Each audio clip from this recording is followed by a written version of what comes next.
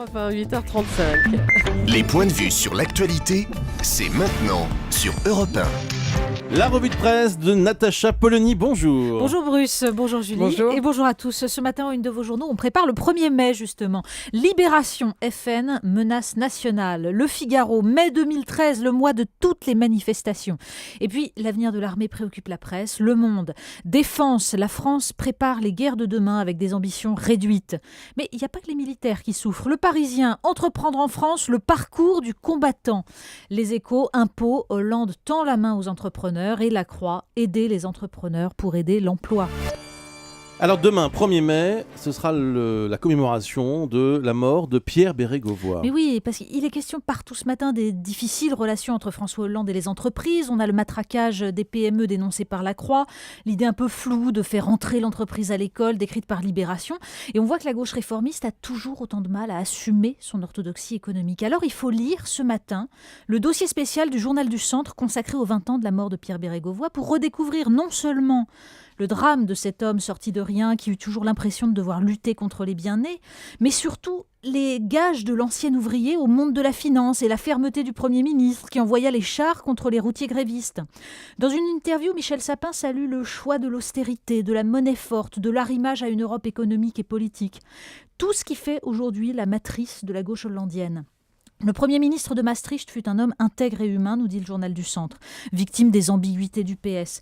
Mais on pourrait ajouter qu'il incarne surtout le basculement vers cette social-démocratie dont on voit aujourd'hui malheureusement tous les échecs. Dans l'actualité ce matin et dans la presse, il y a aussi le livre blanc qui concerne la défense. Oui, sauver l'essentiel, c'est l'expression qui revient le plus souvent. Et cette idée avancée par Dominique Garot dans La Charente Libre, que la France se maintient au statut de nation cadre, essentiel pour sa diplomatie et la promotion de ses valeurs. Mais c'est le papier de François d'Alençon dans La Croix qui pose les véritables enjeux. Il cite Robert Gates, secrétaire d'État américain à la Défense, s'inquiétant de la démilitarisation de l'Europe, passé, je cite, d'une bénédiction au XXe siècle à une entrave pour obtenir une sécurité et une paix durable au XXIe siècle.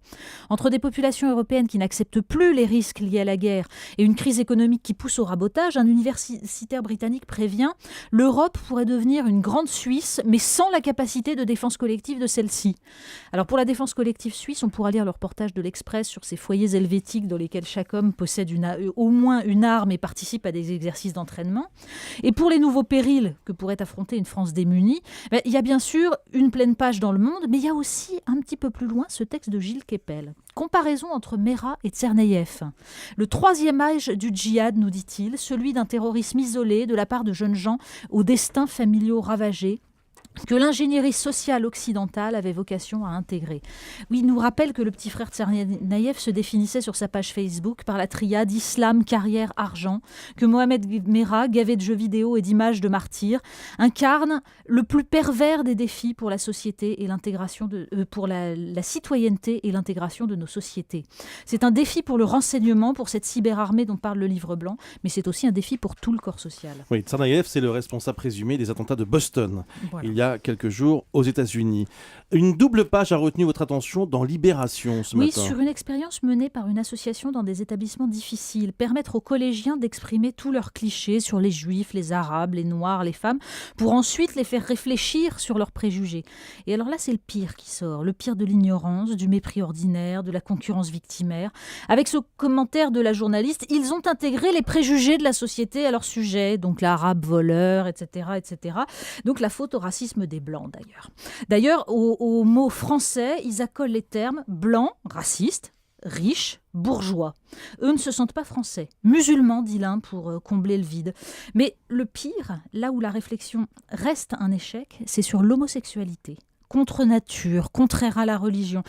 Alors, pour une autre preuve de cela, il faut lire le dossier de 20 minutes ce matin. Football, des pros très anti-homo, où l'on apprend que 41% des joueurs professionnels se disent hostiles à l'homosexualité, que 55% des jeunes joueurs des centres de formation auraient peur de prendre la douche avec un coéquipier homosexuel, et que 23% auraient peur que leur équipe soit moins performante. La peur, la bêtise ordinaire, l'inculture crasse, en fait c'est ça le nouveau défi de l'Europe, plus encore que les enjeux militaires.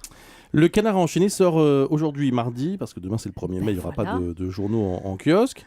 Alors dans le Canard, il y a l'affaire Claude Guéant. Ah bah oui, pour ceux qui veulent rire un peu, c'est très très drôle quand même, puisque le Canard revient donc sur les soupçons autour de Claude Guéant et de son rôle dans le financement de la campagne présidentielle de 2007. Alors où l'on apprend que Claude Guéant nous explique qu'il touchait des primes dans les premières années de sa carrière et était très économe. Et c'est ce qui explique ses factures payées plus tard en liquide. Où l'on apprend aussi son amour pour un peintre hollandais dont il ignore le nom, mais dont il aurait vendu 2 tableaux, ce qui expliquerait les 500 000 € arrivés inopinément sur son compte. Quand on aime l'art, on ne compte pas. Le clin d'œil du jour. Eh bien oui, alors que l'Élysée, selon le Parisien, est en train de vendre une partie de sa cave aux enchères pour combler les trous budgétaires, la Turquie, elle bazarde tout son alcool. C'est le Figaro qui nous l'apprend. Recep Erdogan vient de décréter que c'en était fini des débuts de la République turque qui avait promu la bière et de cette mauvaise habitude de boire du raki, vous savez, la boisson anisée locale. Désormais, la boisson nationale, ce sera l'Eyran. C'est une boisson à base de yaourt, ça fait envie. Pourtant, le pays est à l'abri de l'alcoolisme. 85% des Turcs ne boivent pas. Mais 15% c'est déjà trop. Donc on augmente les taxes et on interdit l'alcool sur les vols de Turkish Airlines. Résultat, dans les dîners d'ambassade, les étrangers se sentent obligés de boire pour permettre aux Turcs de les accompagner. Oui, la boisson très modérée, c'est pour un islam qui l'est de moins en moins. Merci beaucoup Natacha Polony. À suivre, Nicolas Canteloup sur Europe 1. Europe 1, 8h42. Europe 1 matin.